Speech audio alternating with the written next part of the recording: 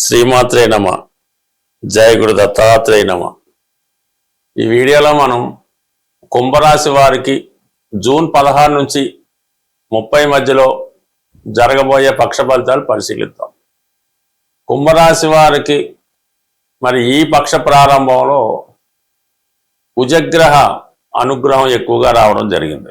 దశమాధిపతిగా తృతీయ స్థానం అవడం వల్ల మరి మీరు ఏదైనా కొత్త ఉద్యోగం కొరకు చేసే ప్రయత్నాలు చాలా వరకు ఫలిస్తాయి. మీరు ఒక పోటీలో పాల్గొన్న, ఒక ఇంటర్వ్యూకి వెళ్ళినా ఖచ్చితంగా అందులో విజయం రావడం జరుగుతూ ఉంటుంది. మీ యొక్క అభివృద్ధికి మీ మిత్రులు, అన్నదమ్ములు సంపూర్ణంగా సహకరించడం జరుగుతూ ఉంటుంది. వారిని మీరు జాగ్రత్తగా ఉపయోగించుకుంటే మీరు అనుకున్న లక్ష్యాన్ని చేరుకోవడం ఈజీ అవుతూ ఉంటుంది. అంటే సర్వసాధారణంగా ఈ కుంభరాశి వారు వారి జీవితంలో చాలామంది అభివృద్ధికి కారణమవుతుంటారు. చాలామందికి సహాయ సహకారాలు అందించి వారికి ఏదో జీవనోపాధి కూడా కల్పిస్తూ ఉంటారు. వీరికి అవసరం వచ్చినప్పుడు వీరు ఎవరిని కూడా అడగడానికి ఇష్టపడరు, మొగమాట పడుతూ ఉంటారు. సో ఎవరైనా ఒక విధంగా వీళ్ళ స్థితి తెలుసుకొని వాళ్ళు సహాయ సహకారాలు అందించినా కూడా వీళ్ళు దాన్ని సున్నితంగా తిరస్కరించడం జరుగుతూ ఉంటుంది. అంటే చాలా ఆత్మాభిమానం కలిగిన వ్యక్తులుగా వీళ్ళు మనం కనబడుతూ ఉంటారు. అయితే ఎట్టి పరిస్థితుల్లో కూడా వారిలో ఉన్నటువంటి బలహీనతల్ని బయటపెట్టే ప్రయత్నం అయితే ఈ రాశి వారు సర్వసాధారణంగా చేయరు. ఎంతకాలమైనా వాళ్ళ కష్టాలను వాళ్ళే సాల్వ్ చేసుకోవాలి అనేటువంటి ప్రయత్నంలో ఉంటారు. ఇప్పుడు కుజుడు దశమాధిపతిగా 3వ స్థానంలో రావడం వల్ల వృత్తిపరంగా ఆగిపోయినటువంటి అభివృద్ధి నెమ్మదిగా ప్రారంభం అవడం జరుగుతూ ఉంటుంది. సో అలాగే ఈ నెల 22 తర్వాత కుజుడు కూడా 4వ స్థానంలోకి రావడం జరుగుతుంది. ఈ సమయంలో మీరు ఏదైనా ఈ పక్షం చివరిలో ఇల్లు మారడం కానీ, వేరే ప్రాంతానికి మైగ్రేట్ అవ్వడం కానీ జరిగే అవకాశం ఉంది. కొన్ని సందర్భాల్లో ఏదైనా ఒక స్థిరాస్తి మీరు అమ్మాలని చూస్తుంటే ఆ స్థిరాస్తి అమ్మాలనే మీ ప్రయత్నం కొంతవరకు నెరవేరుతుంటుంది. అయినప్పటికీ కూడా అనేక అడ్డంకులు రావడం జరుగుతూ ఉంటుంది. ఏదన్నా మనం ఈ సమయంలో మీరు ఏదైనా ఒక ప్రాపర్టీ విక్రయించాలన్నా లేదు కొనాలన్నా కూడా అది తొందరగా జరిగే అవకాశం ఉండదు. ఏదో అవాంతరాలు వస్తూ దాన్ని వాయిదా పడుతూ వెనక్కి వెళ్ళిపోతుంటాయి అన్నమాట. సో ఇది పక్కన పెడితే మొత్తం మీద స్థలం మార్పే అవకాశం ఉంటుంది. ఇక బుధుడు 5వ స్థానంలో రవితో కలిసి ఉన్నాడు, బుధాదిత్య యోగంతో. అంటే ఇది కొంతవరకు 5, 7 కలిసినప్పుడు ఏదైనా పెళ్లి ప్రస్తావన రావడం కానీ, లవ్ మ్యారేజ్ సంబంధించింది కానీ, అంటే వాళ్ళు మనసులో ఏదో ఉంటుంది కానీ అది బయటికి చెప్పలేకపోతుంటారు. కానీ వీళ్ళు మదన పడుతూ ఉంటారు, అందరినీ అడుగుతూ ఉంటారు, నాకు లవ్ మ్యారేజ్ అవుతుందా, పెద్దలు కూర్చొని పెళ్లి అవుతుంది అంటారు. అసలు ఆ విషయం అవతల వాళ్ళకి చెప్పుతే కదా ఆ లవ్ మ్యారేజ్ అరేంజ్ మ్యారేజ్ తెలిసేది. వీళ్ళు మనసులోనే దాచుకుంటారు, అవతల వాళ్ళని ఇష్టపడుతుంటారు, వాళ్ళకి ఏదో విధంగా సహకరిస్తుంటారు, హెల్ప్ చేస్తుంటారు, కానీ మనసులో మాట చెప్పలేకపోతుంటారు. అవతల వాళ్ళు కూడా సరే మనం అంటే ఇంట్రెస్ట్ లేదేమని వారు వీళ్ళే పెళ్లి చేసుకున్న తర్వాత అసలు విషయం చెప్పడం జరుగుతూ ఉంటుంది. ఈ కారణం వల్ల వీళ్ళు విలువైన సమయాన్ని కోల్పోతుంటారు. ప్రేమికులను, ఇష్టమైన వారిని కూడా దూరం చేసుకోవడం జరుగుతూ ఉంటుంది. అటువంటి మీరు ఈ సమయంలో ఇంకా ఎవరినైనా ఇష్టపడుతుంటే వారు మీకు అనుకూలంగా ఉంటే అది కొంతవరకు వివాహానికి వెళ్ళే విధంగా కొంతవరకు మీరు ప్రయత్నం చేయవచ్చు. ఏదైనా మీ యొక్క ప్రేమ వివాహం సక్సెస్ అయ్యే సూచనలు కొంతవరకు ఉంటుంటాయి. అయితే కొంత వ్యతిరేకత, కొన్ని ఇబ్బందులు జరుగుతూ ఉంటాయి. అవతల పార్టీ వాళ్ళు ఎట్టి పరిస్థితిలో కూడా ఈ వివాహానికి అంగీకరించరు. ఏదో విధంగా వాళ్ళని ఒప్పించో కొంతకాలం వెయిట్ చేసో మీరు సాల్వ్ చేయవలసి ఉంటుంది. ఇక ప్రధానంగా ఇదే మరి బుధుడు జూన్ 22వ తారీఖున 6వ స్థానంలోకి రావడం జరుగుతుంది. అక్కడ ఉన్నటువంటి శుక్ర, బుధ, గురుగ్రహాలు ఈ 3 కూడా మీకు బంధువులతో విపరీతమైనటువంటి విరోధాలు ఏర్పడుతూ ఉంటాయి. ఎప్పుడో వాళ్ళు మీకు సహాయ సహకారాలు చేసి ఉంటారు, ఇప్పుడు వాళ్ళు మంచి పొజిషన్లోనే ఉంటారు. అయినప్పటికీ కూడా మిమ్మల్ని మరింత ఇబ్బంది పెట్టాలనే ఉద్దేశంతో ఏదో ఒక కక్ష మీ మీద పెట్టుకొని మిమ్మల్ని ఏదో విధంగా ఇబ్బంది పెట్టాలని, మీతో క్షమించమని చెప్పించాలనే ప్రయత్నంలా చేస్తూ అందరూ కలిసి మీ మీద దాడి చేయడం జరుగుతుంటుంది. ఇందులో స్త్రీలు ఎక్కువగా కనబడుతూ ఉంటారు. బట్ ఏదైనా ఈ విషయంలో మీరు బంధువులతో ఎక్కువగా గొడవలు పెట్టుకోకుండా, పోటీ పడకుండా వారికి అనుకూలంగా ఉంటేనే మంచిది. ఏ మాత్రం విరోధం పెట్టుకున్నా అది మరింత పెరిగే అవకాశం ఉంది. కాబట్టి సాధ్యమైనంత వరకు మీరు కొన్ని రోజుల పాటు అనుకువగా తగ్గి ఉండడమే మంచిది. అటు కుటుంబ పరిస్థితులు అనుకూలంగా లేకపోవడం, అటు బంధువర్గం వ్యతిరేకంగా ఉండడం, ఇన్ని కారణాలు ఉండడం వల్ల మీరు చేసే ఒంటరి పోరాటంలో ఎప్పుడు కూడా విజయం అన్నది రావడం కష్టమవుతుంటుంది. మీరు ఎంత బలంగా ప్రయత్నం చేసినా, అంటే రాశిలో రాహు ఉండడం వల్ల ఓటమిని అంగీకరించకుండా ఏదో విధంగా మనకు మీ సమస్యలు సాల్వ్ చేసుకోవాలనే ప్రయత్నంలో మీరంతా కూడా ఎగ్నెస్ట్ కావడం వల్ల ఈ సమయంలో మీరు కొంతకాలం తగ్గి ఉండడమే మంచిది. ఈ పక్షంలో చాలా మంది ఆర్థిక పరమైన సమస్యలు ఉన్నాయి, అప్పులు పెరిగిపోతున్నాయి, మరి బాధ్యతలు సక్రమంగా మేము చేయలేకపోతున్నామని చాలా మంది విచారం వ్యక్తం చేయడం జరిగింది. ఏదైనా ఆర్థిక పరమైన సమస్యలు ప్రతి ఒక్కరి జీవితంలో ఏదో సమయంలో రావడం జరుగుతూ ఉంటుంది.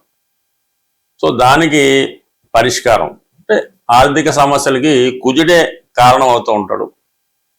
కుజుడు, భూమి, అన్నదమ్ములు, భార్యాభర్తలు, స్నేహితులు, వీటి కారణంగానే చాలామంది అప్పుల పాలవుతూ ఉంటారు.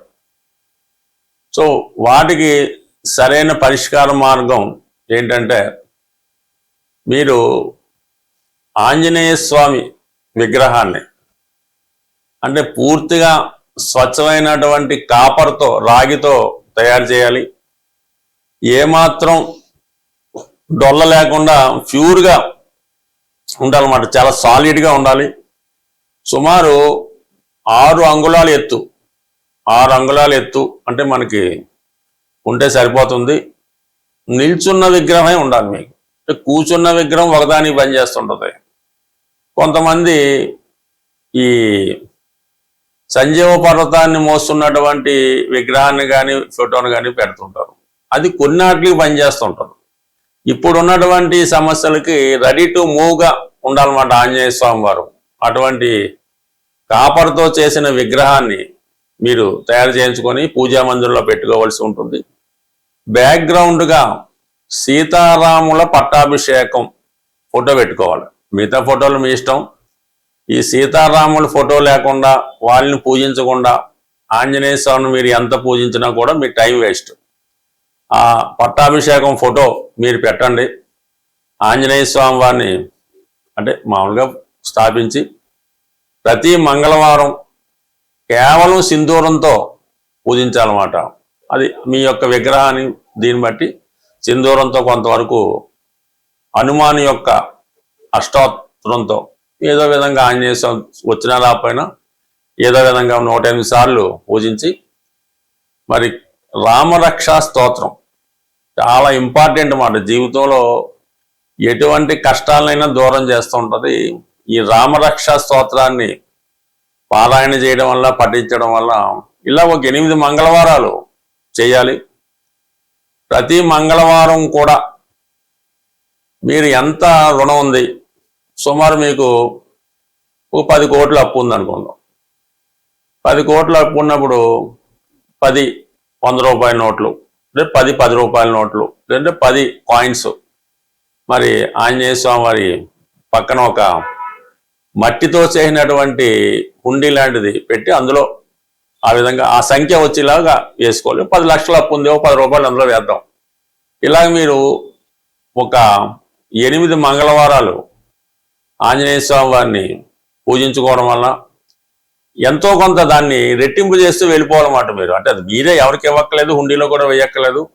ఈ వారం మీరు 100 రూపాయలు వేశారు, నెక్స్ట్ వారం 200, ఆ నెక్స్ట్ 400, ఆ 800, అలాగే ఒక 8 వారాలు వీలైతే అప్పు తీరేదాకా కూడా ఆ విధంగా మీరు రెట్టింపు చేసుకుంటూ వెళ్ళిపోండి. అదే అవుతుంది, ఏం పర్వాలేదు. చివరికి ఒక ఫైన్ మార్నింగ్ మీ మొత్తం అప్పు తీరిపోయే అవకాశం ఉంటుంది. అది కొద్దిగా కష్టమైన, అంటే ముందులో ఈజీగా ఉంటుంది, తర్వాత ఆటోమేటిక్గా తీరిపోతుంటుంది. అయితే ఇందులో హుండీలో వేయడానికి మళ్ళీ మీరు కొత్త అప్పు చేయకూడదు, అది మీరు సంపాదించే ప్రయత్నమే చేయాలి. సపోజ్ ఈ వారం మనం 1 lakh వేయవలసి వచ్చింది, నెక్స్ట్ వీక్ 2 lakhs వేయాలి. సంపాదించే ప్రయత్నమే చేయండి, అంతే తప్ప మళ్ళీ దీన్ని అప్పు చేసి పెడితే మాత్రం ఇబ్బంది అవుద్ది. ఈ విధంగా అంటే మీ స్థాయిని బట్టి చేసుకోవడం వల్ల 100కి 100 రూపాయలు కొద్ది వారాల్లో ఈ రుణం అన్నది 100కి 100 రూపాయలు తీరిపోవడం జరుగుతుంది.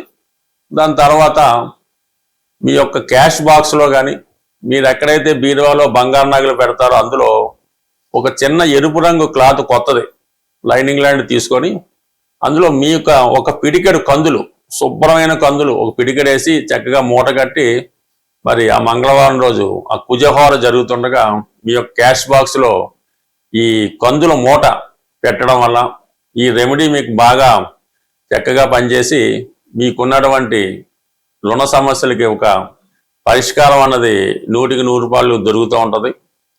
ఇక దాని తర్వాత ఏంటంటే ఇది తీరిపోతూ కామన్గా ఎక్కువగా ఆర్థిక సమస్యలు తీరడానికి ప్రతి ఒక్కరు చేయవలసింది ఏంటంటే మీకు ఏవైనా బలహీనతలు ఉంటాయి అంటే ఏ బలహీనత వల్ల మీరు రుణంలో పడ్డారో అది మీ మనసుకి తెలుస్తూ ఉంటుంది. వాటిని మీరు స్టాప్ చేయవలసి ఉంటుంది. అది పేకాట వల్ల, స్త్రీ వ్యసనం వల్ల, డ్రింకింగ్ వల్ల, అతి స్నేహం వల్ల, అక్కర్లేని బాధ్యతల వల్ల ఈ విధంగా కొన్ని జరుగుతూ ఉంటాయి. దాన్ని మీరు స్టాప్ చేయవలసి ఉంటుంది. కొద్ది కష్టమైనా సరే కంప్లీట్గా దాన్ని వదిలేయనమాట. అప్పుడు మాత్రమే మీరు ఆ రుణం నుంచి బయటపడతారు తప్ప మీకు ఉన్నటువంటి బలహీనత కంటిన్యూ చేసుకున్నంతకాలం మీరు ఆ రుణం నుంచి ఆ అప్పు నుంచి 100% బయటపడలేరు. కొంత కష్టమైన కొన్ని బలహీనతలను పక్కన పెట్టి ఆదిత్య హృదయం ప్రతిరోజు చదవడం మరి మీ యొక్క రుణ సమస్యలకి ఇది కంప్లీట్గా పరిష్కారం చెప్పే అవకాశం ఉంటుంది. స్వస్తి.